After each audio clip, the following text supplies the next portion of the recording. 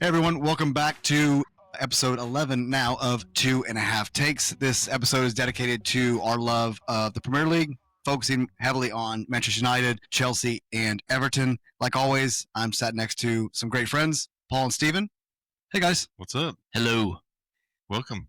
Seems like these always seem, it's a week, right? But it always seems like it's like we just did this. Yeah. So we all live here together. Wake up and do this every day. Yeah. Crashing. No, it's great. So what we're going to do today is, of course, talk about the 3 matches, 3 big wins for all of us. So this is a very fantastic day. We're pretty excited, right? I'm going to run through the match results, and then we'll kind of get into each one. So United did take care of Liverpool. United took care of Sunderland. Yes. 2-0. Chelsea with the last few minutes a winner against Liverpool to give them their 3rd straight loss. Everton today, same thing. Fantastic. Yeah, last minute winner. Last minute winner. So great. I'm here for it. And then into the championship, Wrexham played on Friday versus Birmingham City. They both took a point with the draw. Points are points. And then the USA, I don't know if y'all know this, so today was their 3rd game. They did lose, but they beat France in the under-20 World Saw Cup. 3-0. It's pretty special. Handily took care of France. Yeah. They are now top of the group.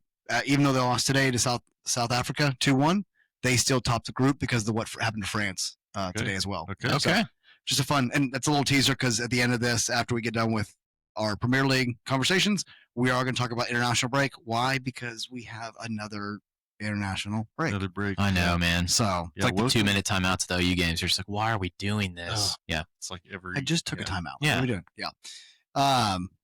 So I guess we'll kind of start with the first game for us. So United did take care of Sunderland. Congrats, man. It was good. You know, it's one of the things where I actually sat there. We scored the first goal. I didn't cheer. I didn't get excited. I'm just like, what has this game done to us? And so You took a sip of your coffee, just frowning. Tier was like, didn't they score? And I was like, So yeah. like in the first 10 minutes was the first score, and eighth minute. 8th minute. Mason Mount. No way. Mason Mount. So ball gets played across. Beautiful left-footed touch, and takes it. So he takes it across his body. The left foot places it back to his right. Just volley, bounces right past the keeper. Bro. Out of all of it, what I was most pleased about was in the first half. End of the first half, Sunderland actually adjusted tactically to combat what United had done. Wow. So you're like, so something's working. Something's happening. Yeah. I mean, Mount did that so many times playing for Chelsea. Like, I missed that about him. Like, he was efficient. He was good. So that's exciting that he scored. Yes. It's great. Sheshko got his 2nd goal. Wow. 2-2. First goal at Old Trafford, which was nice. Yeah. He's definitely a good target man. Him and Mbeumo play really well together. And That's so if I'm gonna be a stickler, gotta upgrade Casemiro at some point. He just doesn't have the legs. And Dallo looks off it. Just doesn't look like a player, a winger. You've had Evra, and of course Neville and Valencia, Giggs.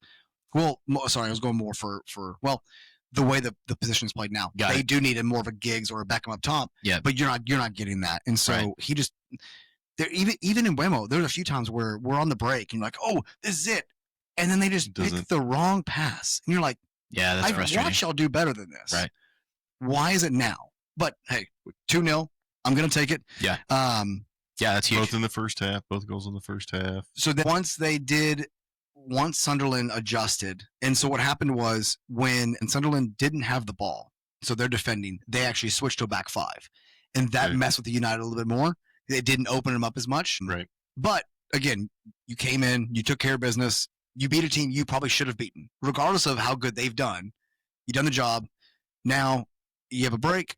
We'll get past the international break and go to Liverpool, who, as we've seen, I do believe they're beatable. I mean, we saw it. Now 3 times in a row, hopefully 4. That'll be for later on. The one thing I did like this. I'm trying to add fun facts, stats. random numbers that always like make almost a little joke or whatever. Yep.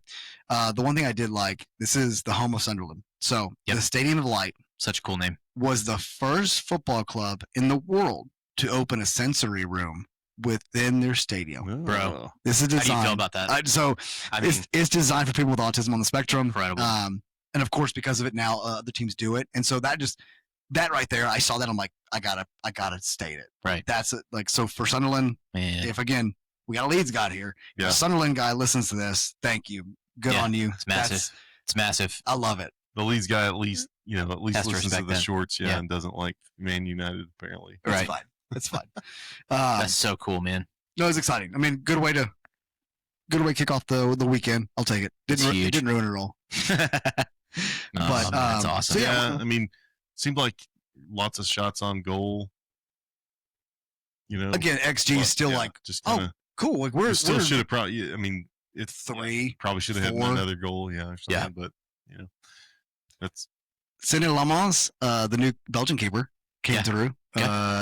Okay. This dude makes a great shot save from Granit Xhaka, old ex-Arsenal player. He got a cannon, dude. Ripped one from about 26 out. Again, probably a shot you should save, but we've not had keepers who are making those saves. Right. He saves it. Hasn't been the case. Big cheer. Dude's also like 6'5", and he looks all of 6'5". Are you 6'5"? You're 6'5". Yep. Yeah. He looks like he's like 8 feet taller than you for whatever reason. Is he built like Kevin Jones? He's just like probably some of those guys that are like they'll be 6'5", but their wingspan is like 6'10" or something like that. It's like J-Dub. Yeah. So you have that, and then all of a sudden, like within the next 30, 40 seconds, a ball gets crossed from right to left, and he comes out middle of the 18 and just towers over everyone and grabs the ball. You would have thought he saved a penalty because everybody's just cheering because that's not when we had a corner, or it was like there's now for whatever reason long throws have been a big thing this season. Yeah, I agree. And so every time you had those moments, you're like, this is almost like a penalty. Like this is almost we're going to give up a goal because we just apparently don't know how to go gauge where the ball's going to be. Right. And so Chelsea just gets red cards, but we can't stop. No, won't stop. Sorry, go ahead. 4 red cards in 4 straight games. This is us. It's who we are. I looked at the stat. I was like, why would we stop now? I don't. Just keep going. How many can you get? Records need to be set. So you've already set the record. Did we set a record? I think so. From everything I looked, I couldn't find anything else from it. Huh? Okay. Now I will preface that. I guess we'll move on to Chelsea now. So because of it, we'll go to the very end because the end's the best. Sure. It's always wonderful to see Liverpool lose. It's the best, dude. Whether it's Everton beating Liverpool, United, Chelsea, I could feel. You could feel the crowd, the chants for Chelsea. Like you could feel the swell. It was intense, and there were a couple times where Liverpool actually looked like they were going to pull back into the lead. They had some clear opportunities. We had some good saves. But yeah, just the break, and Cucurella had a great cross. Like I showed Taryn the replay, and she's like, it's just so refreshing to see a left back just make the right cross. Like just out of instinct, you turn, you look up, you play it across the face of the goal. Now, I think the goalie was not in great position, but good on Estevao to be there. He's 18 years old to be thrust into that moment to finish and he lost his mind. And at the same time, you're talking about the end of the game. That's where Maresca sprinted down the sideline, hugged his player in the corner, and you can't do that, and got sent off. Because I think the coach got a second yellow. Yeah, so he had a second yellow. Because, going back a little bit, Garnacho starts, yeah. Flops, but doesn't get carded. So because of that, Maresca's like, it's a foul, right? Again, if you sit there and state, we looked at VAR and we're saying that, this was not a foul, then you're dictating that player dove. Yeah. So then you should have given Garnacho a yellow. I said the same thing with our players. Then that will stop players from, what's the word I'm trying to think of? Like embellishing the play, right? Yeah. Selling it, all that stuff. Yes. Which is really annoying, yeah. I mean, in NBA. It's everywhere. Yeah. It's everywhere. Generally, I think Garnacho is finding his feet. Like, I actually think you can see the emotion he has. You can see, like, even after the game, there is camaraderie. So I'm grateful for that. Moises Caicedo, dude, the dude only hits bangers now. That rip. And he did the feint, right, where he half shoots it and Van Dijk moves out of the way and then he hits it. The memes on Van Dijk. Stick his butt out. Yeah. Oh. So it's always fun to see a defensive midfielder just crush one like that. And he can be a little bit undisciplined in his tackles sometimes. I'll take it all day, every day to have an enforcer that just goes around beating people up and hitting shots like that. I'm like, okay. You hit me once like that, I'm gonna remember going, where is he at again? Yes. Yeah, that's the thing. They're gonna be way more cautious coming in. Yeah. It's fun, man. Space. The one thing I will ask though, if you're Liverpool, why did you keep backing up so much? I don't know. Both center backs were just, I mean, and it didn't just back up. They backed up, and then they he's like, how do I have this much space? In the Red Sea. Moises in the Red Sea. But you're absolutely right. Ended right there. You're absolutely right. I was like, how does he have this much time? Like he almost didn't. It's like that feeling of you get handcuffed because you're like, I have too much time, and he did well with it, which is really fun. But yeah, we needed that. We won midweek against Benfica on an own goal, so it felt good to actually like. Win's a win. A win's a win, man. Champions League. Bird can come in and score the goal. I totally agree. So it was really fun to see that, and we were out of town at the retreat, and I had it on my phone, and I like raced in there. I was like, "We just scored! We scored!" It was check this out. Oh, it was electric, man. It was so great. We're all feeling the vibes right now. So, yeah, that was a good one. Yeah, fantastic. Yep, definitely nice to get that one, and then so you felt that too, I guess. And then last one of the week. Can I catch the badge for you? Oh yeah, got it. Beautiful, okay. Beautiful. But yeah, it was. I didn't get a chance to watch it. I kept up with the score and then I watched it later. Yeah. But I was kind of keeping track of the score at the beginning of the day and just see, okay, down 1-0. And I'm just like, I just don't really see us doing much. And then, watching the match and everything, we just didn't control much on the first half, and Crystal Palace just seemed to be taking it to us. They're a good team. And second half came around, and it looked like a totally different team. Yep. Palace still had. I really think they probably should have scored at least one, probably two more goals. They had one point blank shot that they missed. I can't remember who it was that missed that shot, but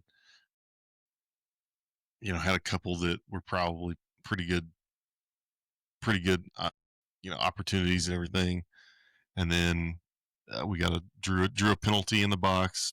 And is it Njai? Is that how you pronounce it? I think so. Ndiay. Yeah, I think it's Njai. They were saying it that. I think that's how they were saying it. So he took it and scored that one. Is he the common guy to take penalties?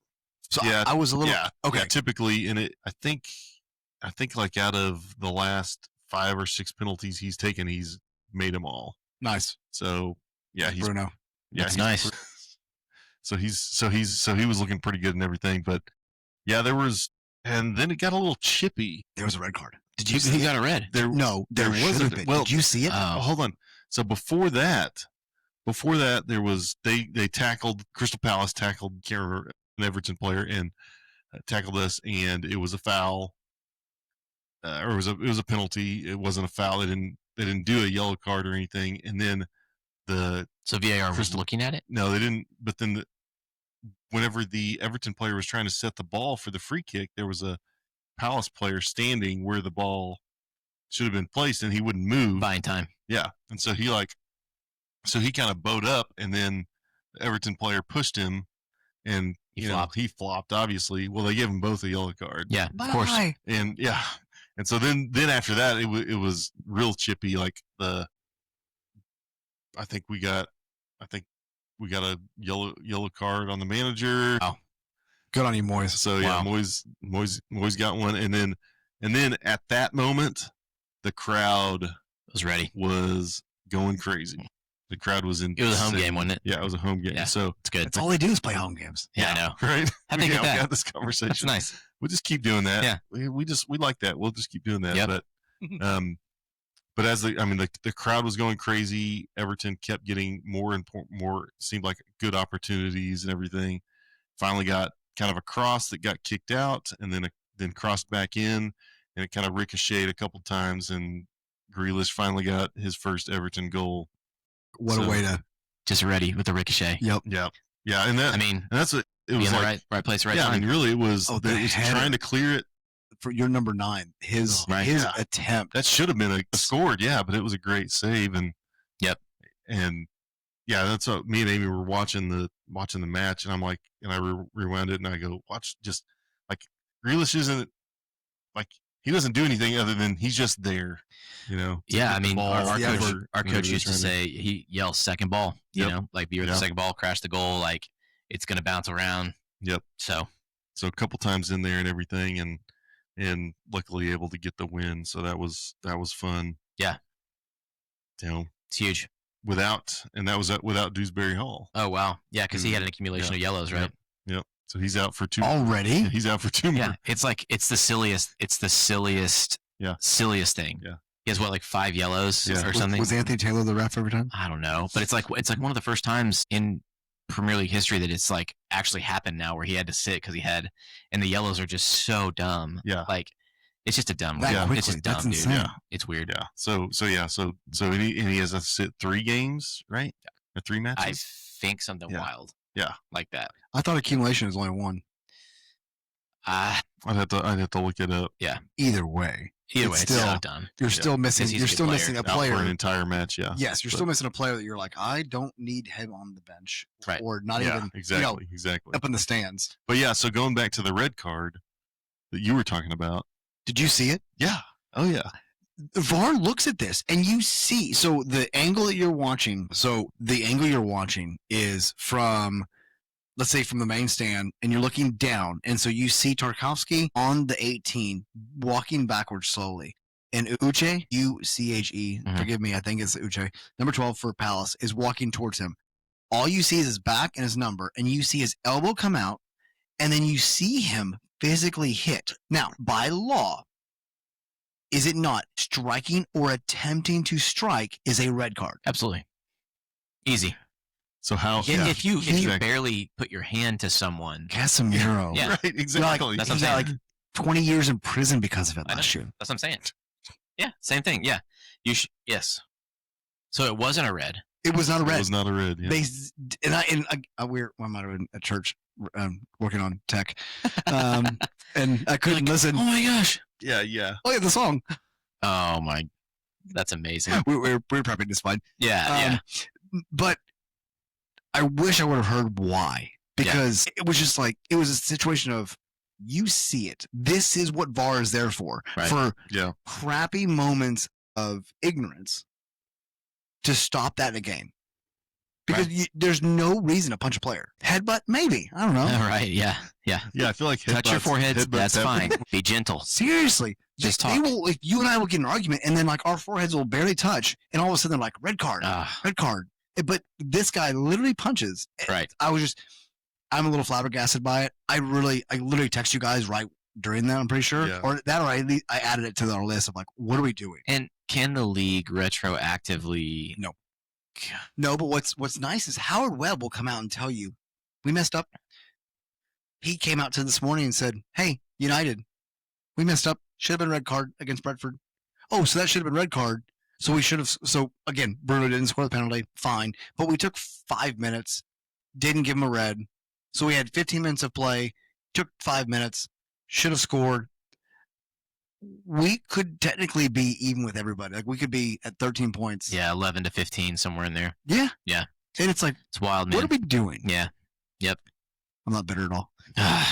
I think Boston mentioned something. We could talk about this in the other episode too, but there should be a 30-second limit on these VAR checks. Like VAR, it's not us. NCAA has done this now. Well, NCAA, even NBA, it's like, if it takes longer than 30 seconds, let's go.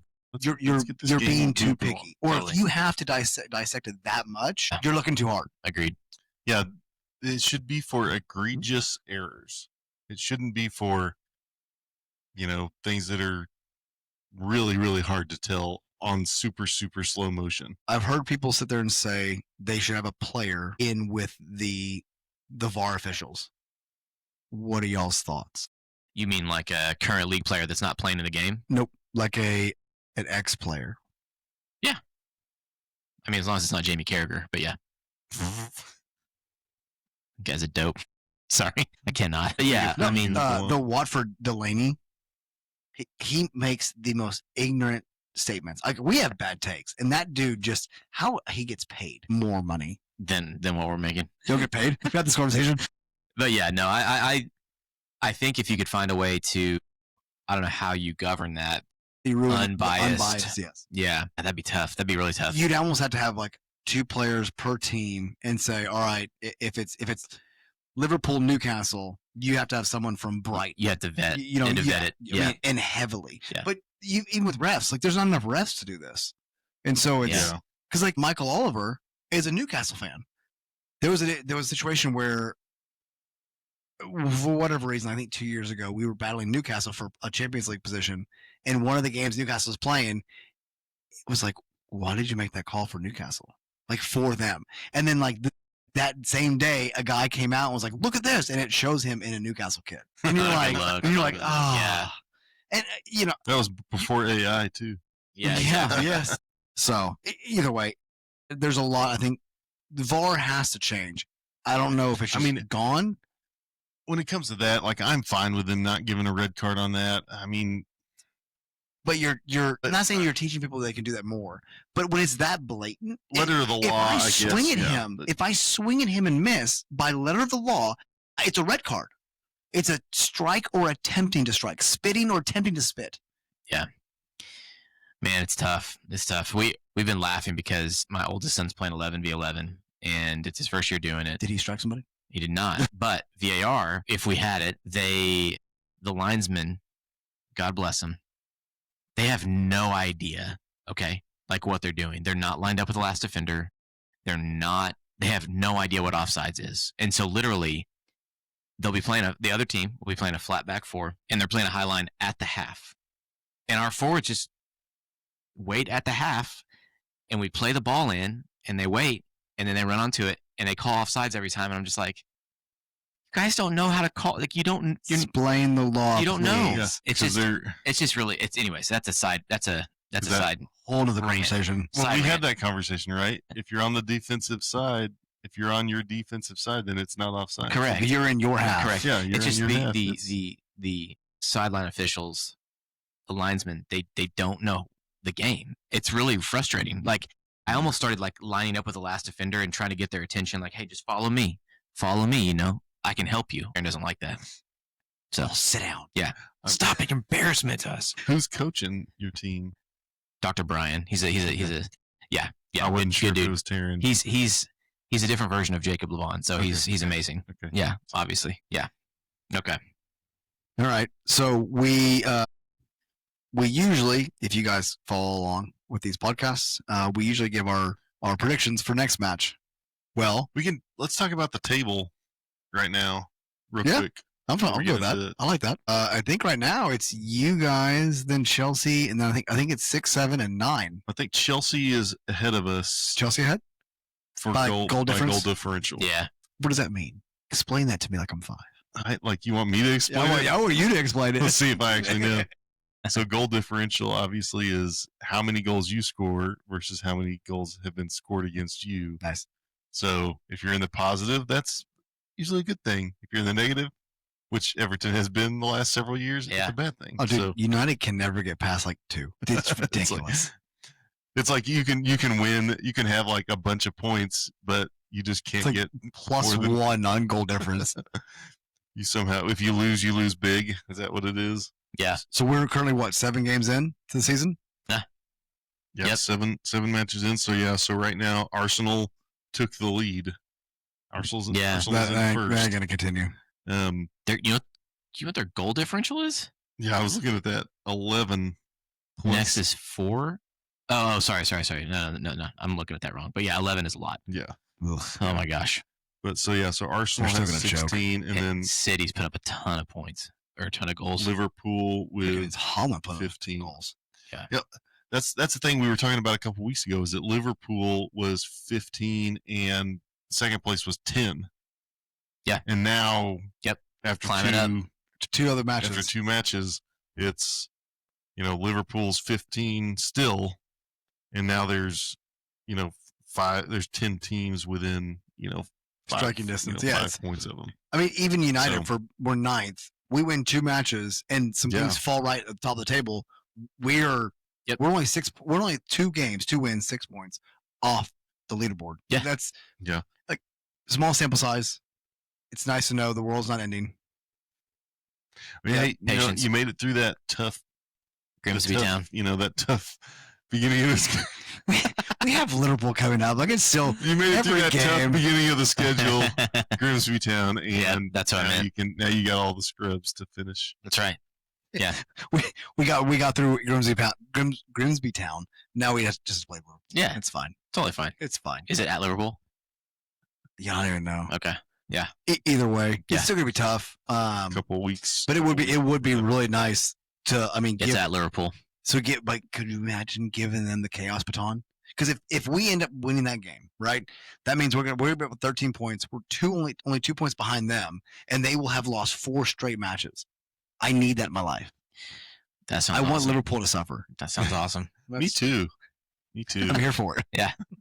So, I mean, no other games. Arsenal beat West Ham. Did Wolves end up winning, right? So Wolves, they're off the bottom? No, Wolves drew with Brighton. Yeah. Brighton came back in time. Yeah. Wow. Man City won. Aston Villa won. I'm pretty sure. So Tottenham beat Leeds. Postecoglou, I think it's 7 games straight. He has not won a match. He broke a record. It was like 0-6.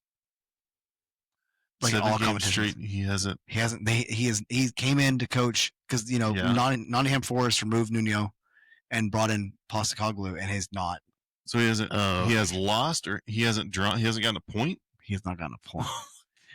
They are hopeful. They are not doing well, and I like him. Like I feel bad for the guy. Yeah, dude, that's tough. Yeah. Oh, Nottingham. So, that's our Premier League. Yep. So obviously no matches next weekend. No. So the way we'll end it now, a little different, right? But we're gonna kind of talk about. We're gonna look ahead to a little bit of the World Cup matches. So World Cup qualifiers. Sorry, my fault. Let's get started early. Why not? Yeah, you ready for your $8,000 ticket? Sure. Put it on my tab. Just gonna go into massive debt. Yeah. Was it? Were we naive? Is it ignorance? No, I think you were naive. I was never. I never thought it. I just wanted one game.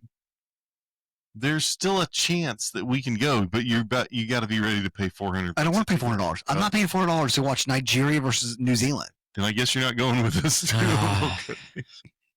Dude, we're gonna get a third job. Prices are ugh. If we get to go to a game, Kansas City or Dallas, whichever one's cheapest. I agree with that. I agree with that. Both prices are $450. Dallas, I have place to live or stay. Yeah, we got a place. Right. Dallas. Dallas. Oh, in Kansas City. We got a place. We'll take care of it. Okay. Well, there we go. I got a lot of points. Thanks. We got a place. So either way, both. Yeah. Yeah. Why not? Yeah, we'll figure it out. Fair enough. We don't know. We haven't talked about this. Like I keep mentioning New Zealand and Australia. Yeah. If it's not the U.S., of course we're not going to pay for that kind of pricing. And also, they're probably going to be on the coast because like usually they are. Yeah. So what are the teams you're like? Oh, I really would love to go see. Like I could say whoever I want. Germany. Mm-hmm. Brazil. I'd want to see. Yeah. Oh gosh, I'd love to see Brazil, man. I was going to say Brazil definitely for him. I'd love to see Spain. I think that'd be fun. One of the African teams.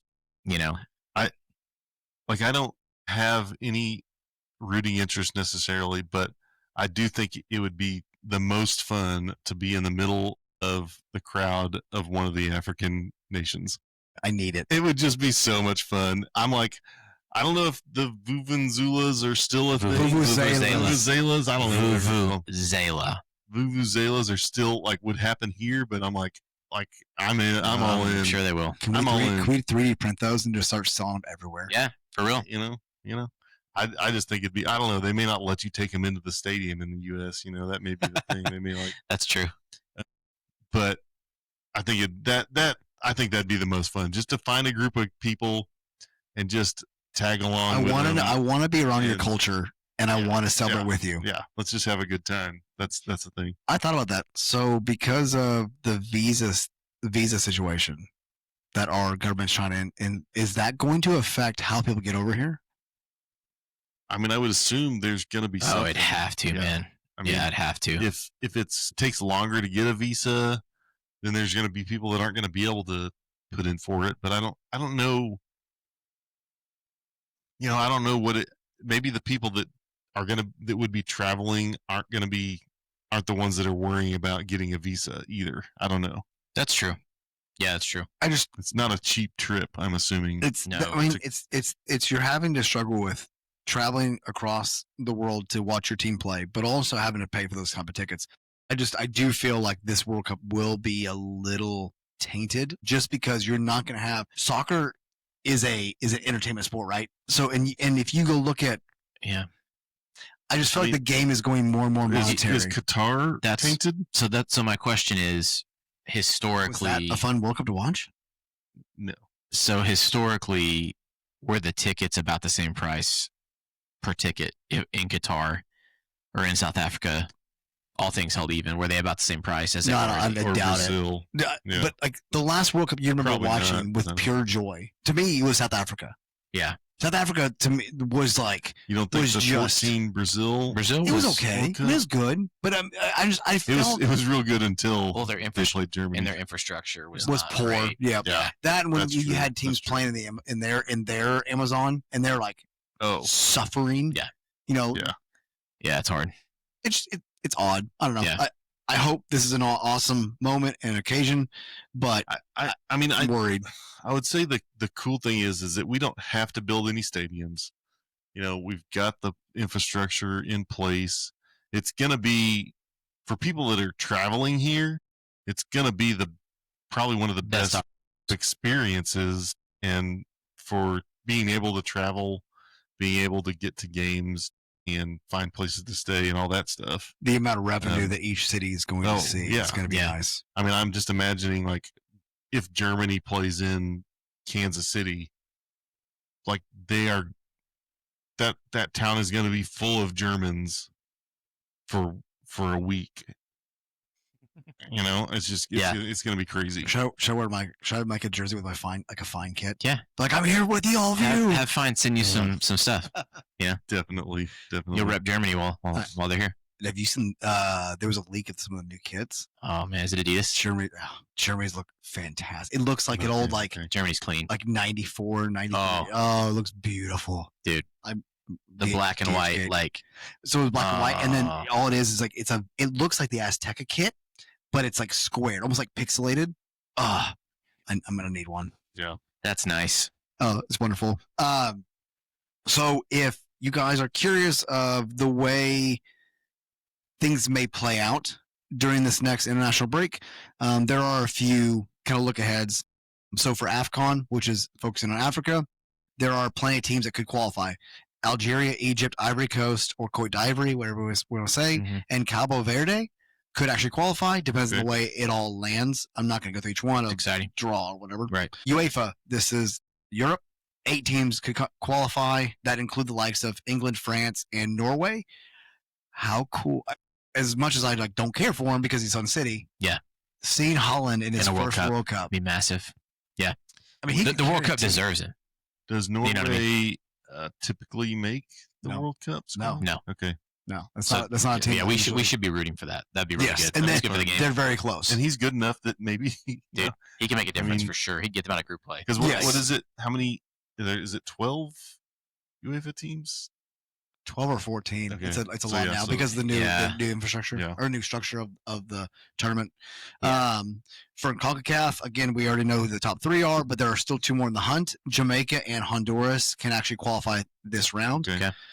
Oceania and CONMEBOL, it's all set. They're all done. New, we kind of mentioned it before, but New Caledonia versus Bolivia.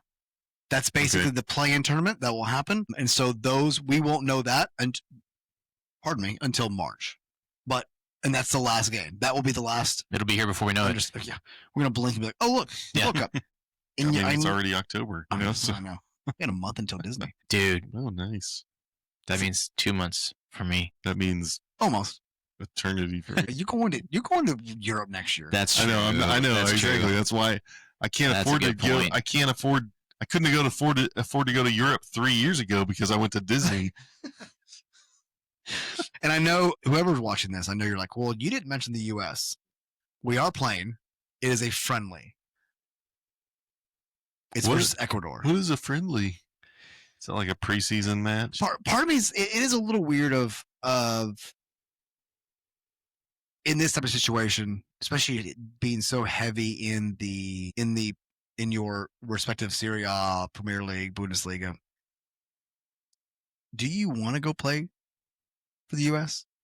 just for a friendly? You'd be hard pressed to get someone like Christian Pulisic right now, who is absolutely in his bag, crushing it at AC Milan, killing it, doing great. He's loved by the fans. I mean, it's like unbelievable. He's learned Italian. Luka Modric is praising that man. He's playing with Luka Modric, and I'm just like, I don't know that he wants to be like, and let's go play Ecuador for something that doesn't matter.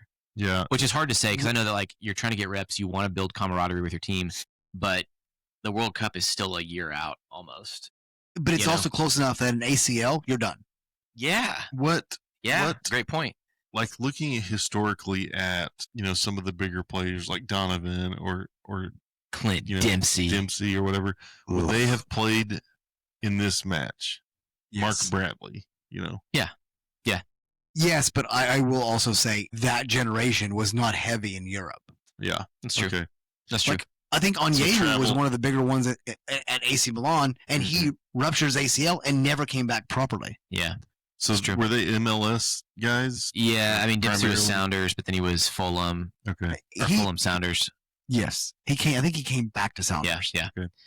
Donovan was mostly LA Galaxy. So travel for him if they were playing in the U.S. or Ecuador, even you're not traveling across. A lot easier travel time and stuff. So I could see, I guess, how that's different and everything. So what you're saying is that we were the best when all our players were MLS, so we should know. Motivation is optics. So you want to look like you're supporting the club, like you want to look like you're supporting your country. You want to look like you're supporting the coach.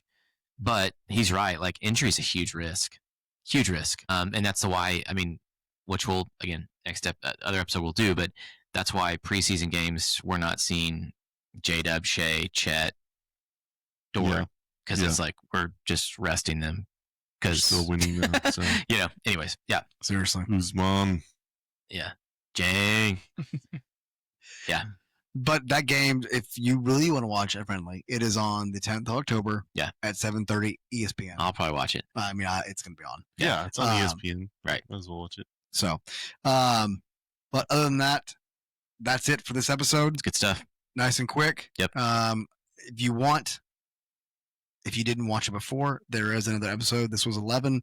Go back to episode 10. You'll be able to watch or hear us talk about OU Texas this week. Thunder played their first preseason game. A lot of stuff we talked about. Good stuff. So, thanks, guys. Awesome. Yeah, thank you. See y'all later. Bye. Have a good week.